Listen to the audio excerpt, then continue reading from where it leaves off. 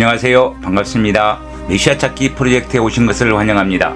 이 시간 역시 지난 15강에 이어서 마무리로 치닫고 있는 개감유록의 제2장 세론시의 내용을 가지고 이야기하는 시간을 갖도록 하겠습니다. 설에사는 천하맹산이라 노고산을 바라보며 삼신산 역할은 하지만 이기신 하느님이신 메시아신 흑령님께서 좌정하시는 삼신산의 십승지지가 되는 곳은 아니라는 것입니다. 진짜 삼신산은 소울음 소리가 나는 곳이며 창조주 하느님께서 정해놓았다는 것입니다. 이곳은 축복과 성령인 천사와 백궁천국의 영생의 길로 이끄시는 하우로 산풍 해일을 내려주시는 창조주 하느님께서 인간의 몸을 빌려오신 메시아 정도령 신인 흑영님께서 지금 좌정하고 계시는 곳이라는 것입니다. 비록 사람의 모습으로 강탄하셨지만 수많은 연단의 과정을 이기신 분이며 사망의 권세를 지니신 이기신 하느님으로 이분이 신인 흑영령이시다라고 분명히 이야기하고 있습니다. 별천지가 이곳이요 무릉도원과 같은 곳 역시 이곳이라고 하였습니다. 세상 사람들이 그렇게 원하고 바라며 기다렸던 이기신 하느님이 좌정하실 성산성지가 바로 이곳이라는 것입니다.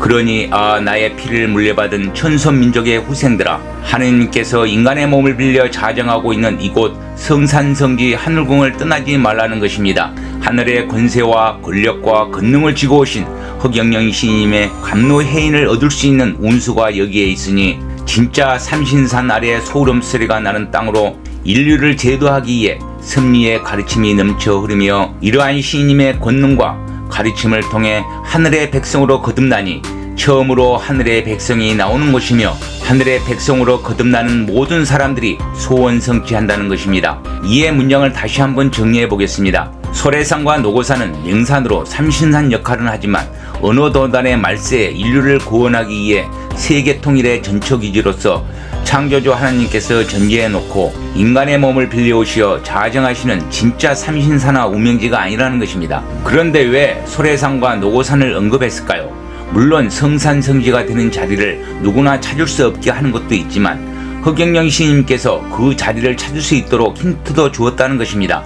그런데 자신이 정도령이라고 하면서 개감유록의 내용대로 신천촌, 즉 하느님을 믿는 마을을 세우는 자들을 해녹시키기 위함을 그대로 전하는 내용이라고도 볼 수 있습니다.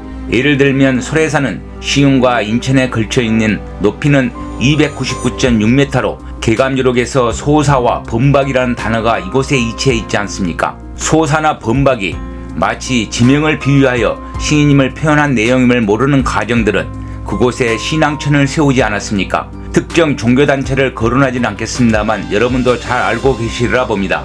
그리고 노고산은 높이는 401m로 경기도 양주시 광정면 가남리 서북쪽에 있습니다.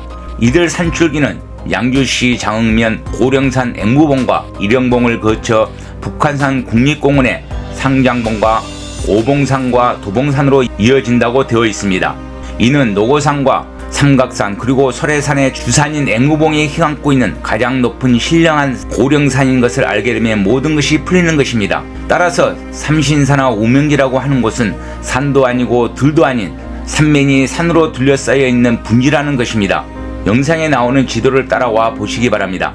이렇게 삼신산은 가장 높은 신령이 강림하는 산이라는 고령산을 중심으로 자청룡으로 계명산이 500호로는 수리산의 3개의 삼신산이 둘러싸여 있는 곳으로 개감유록에서 이야기한 구불구불한 엄태꽃불을 따라 돌고개라고 하는 고개를 넘어야만이 들어올 수 있는 분지로 이루어져 있으니 이곳이 바로 삼신산화 우명지라고 개감유록의 각 장마다 특정해서 이야기하고 있는 것입니다. 하늘궁의 풍수는 메시아 찾기 프로젝트 제17강인 세론시의 마지막 부분에서 이야기하겠지만 그때 자세하게 나와 있으니 다음에 나오는 영상 17강을 통해 말씀드리도록 하겠습니다. 아마 말은 못해도 이 영상을 보고 하늘궁과 흑영령 신님을 의미하는 세력들과 미적거리는 자들은 알 수 없는 두려움이 밀려올 것입니다. 궁궁이 창조주 하나님이란 것을 알게 되면 극락에 들어가게 되고 이러한 창조주 하나님께서 인간의 몸을 빌려 지상에 강림하신 분이 메시아 신인 흑영령이란 것을 알게 되면 그를 몰라도 도통하게 된다는 것입니다. 이 말은 무슨 뜻입니까? 인간의 궁극적인 목적이 무엇입니까? 사답칠도라고 하는 지구라는 하느님의 인간 농사밭에서 인간을 씨 뿌려놓고 성숙시켜 알곡과 가라지를 가려내어 알곡을 백궁천국에서 쓰기 위함인데 이러한 인간 교육장에서 선택된 자들이 지구라는 지옥에서 탈출하는 것 아니겠습니까? 지구 탈출은 착하고 선한 일을 많이 하고 죽으면 가는 곳이 아니라 인간 농사꾼인 창조주 하느님이 추수 시기에 강림하여 추수할 때 그분의 손에 잡혀서 그분의 바구니에 들어가야만 되는 것입니다. 우리 인간들을 예로 한번 들어보겠습니다. 여러분이 배농사를 짓는 농부라고 생각해 봅시다. 배농사를 짓는 목적이 무엇입니까?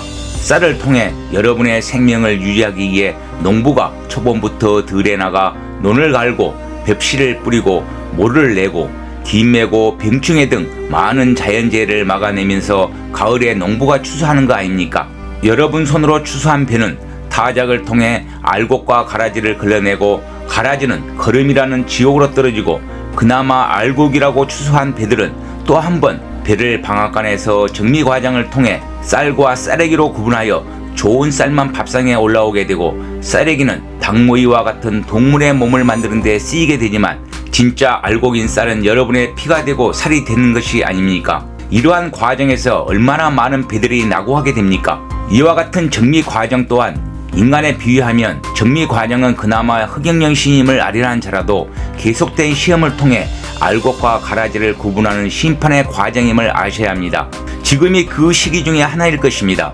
개감유록 마론에서 이야기하듯 선택 실산 차운시라 지금의 하늘의 운이 닥친 시기에서 먼저 신임을 택한 사람은 실망한 나머지 뿔뿔이 흩어지리라 했듯이 하늘은 끊임없는 시험을 통해 알곡과 가라지를 구별한다는 것을 아셔야 합니다.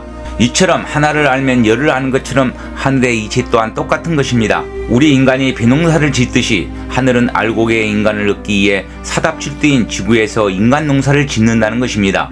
따라서 인간이 숙성되는 시기는 수많은 윤회라는 굴레를 돌면서 추수 시기인 하주 교육기라는 인간 시종자를 뿌리고 거들어오신 메시아를 기다려왔던 것입니다. 그리고 그 메시아가 누구인지 깨달아 알게 되니 그분의 바구니에 들어가서 구원을 얻게 된다는 것입니다. 농부를 비교하자면 창조주 하느님이며 인간의 몸을 빌려 하주 교육기인 추수 시기에 맞춰 강탄하신 메시아 정도령 신인 흑영령이며 쌀은 지구에서 문명을 일으키며 성장한 인간들이 아니겠습니까? 따라서 저의 영상을 보고 깨달은 분과 이미 흑영령 신인님이 누구라는 것을 깨달은 여러분은 수많은 윤회를 통해 선업을 쌓으시고 전생에 도통하신 분들이 추수 시기에 맞추어서 지금 메시아가 신흑영령이라는 것을 알고 구원선에 올라타기 위해 모인 심각방도 개생시라 전생의 도통군자 여러분이 인간으로 환생하여 모이신 여러분들이라는 것입니다. 그러니 배우신 분이나 배우지 못한 분이나 흑영령 신임을 아련하고 그분의 가르침과 신임의 화우로 삼풍 해인의 축복과 성령의 천사와 백궁 티켓인 백궁명패를 받으시게 되면 모두가 구원을 받게 된다는 뜻이니 이것이 문무도통이요 생문에 들어가는 것이 아닙니까? 그리고 개감유록에서 이러한 분이 전 세계에 1000만 명 내외라고 하지 않았습니까? 그러니 개감유록에서 말하듯 천국 가는 이점 따기가 이렇게 어렵다는 것입니다. 그러니 인류의 99.9%의 대부분 사람들은 아무리 흑영령 시인님이 누구라고 이야기해도 알아듣지 못하는 가라지들이란 결론에 이르게 된다는 말입니다.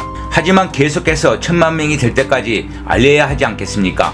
따라서 어진 사람만이 시인님이 자정하고 계신 하늘궁에 올 수 있고 시인님의 축복과 성령의 천사와 백궁천국으로 가는 백궁명패를 얻을 수 있지만 행실이 짐승 같은 자들은 가까이 올 수도 없고 참여할 수도 없다는 것입니다. 그럼 그렇게 숨겨진 곳은 어디인가? 한반도 남쪽 조선 즉 대한민국이라는 것입니다. 비문에 이르기를 창조주 하느님의 성실을 정시로 표현한 메시아 정도령 흑영령 시인님께서는 스스로 출연하게 된다는 것입니다. 또한 비문에 이르기를 한반도 대한민국에 출연하시는 진인 즉 시인님은 한반도에 스스로 출연한다고 합니다. 이 말에도 엄청난 비밀이 있습니다. 스스로라고 이야기하니까 갑자기 하늘에서 구름을 타고 나타난다는 그런 뜻이 아니라는 겁니다. 이 말은 인간과 같이 남녀의 이성결합이 아닌 하느님께서 영으로 한 여성을 선택하여 그 여성의 몸에 잉태되어 태어났다는 의미를 깨달아야 합니다. 이것이 개감유록에서는 천정이라고 분명히 이야기하고 있지 않습니까? 이에 관계된 이야기는 제 영상 메시아 찾기 프로젝트 제2편에 자세히 설명해 드렸던 것으로 기억합니다. 저의 영상을 보신 분들은 아시겠지만 이렇게 영성결합으로 탄생하신 분이 누구입니까? 허경영 시인님이 아닙니까? 이를 어떻게 설명하시겠습니까? 그리고 이분은 어느 도단의 말세인 하추 교육교의 심판자로 강림하신 15진지호 하느님이며 진사년인 갑진년 2024년, 을사년인 2025년에 출현하시는 진사성인이라는 것입니다. 여러분 어떻습니까? 전율이 느껴지지 않습니까? 이분이 허경영 시인님이 아니라고 누가 감히 말할 수 있겠습니까? 이를 부정한 사람이 있다면 저에게 들어오십시오. 그런 인연이라면 그분은 복받은 분이 될 테니까요. 아무튼 이 시간은 여기서 마무리하도록 하겠습니다.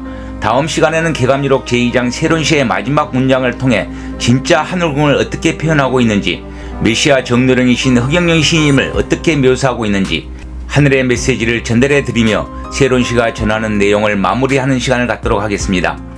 여러분도 느끼시겠지만 근래에 대한민국 경기가 땅을 짚고 있으니 제 개인적인 일 또한 부진하여 영상 제작에 밤낮으로 몰입하고 있습니다. 구독과 좋아요 많이 눌러주시고 댓글도 많이 남겨주시니 힘이 됩니다. 그리고 힘든 상황 속에서도 후원을 아끼지 않고 해주신 엄규리님, 강희영님, 임상희님, 박철승님, 최서영님 고개 숙여 감사드립니다. 다음 영상에서 뵙겠습니다. 감사합니다.